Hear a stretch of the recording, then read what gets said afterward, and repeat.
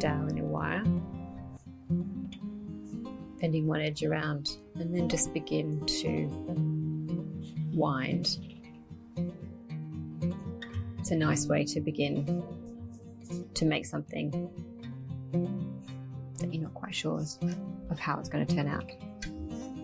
So you'll start to get these and then start squashing it down. Then begin to feed one loop through the other.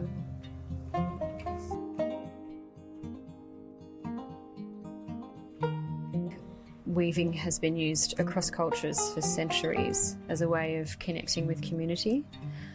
So people would sit down together, engage their bodies and their hands, and just chat and weave. My experience of stigma is understanding that it can be self-perpetuated, or it can come from sort of other outwardly influencing factors. But the result is always pretty much the same. It sort of serves to isolate you.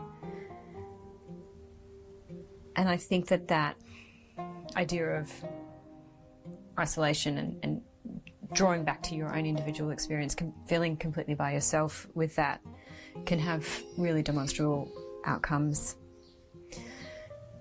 So I think the alternative to that is connection and ways of building community, and doing that in a way that's really authentic and really transparent and allows for everybody to be just kind of as they are, and for that to feel valid.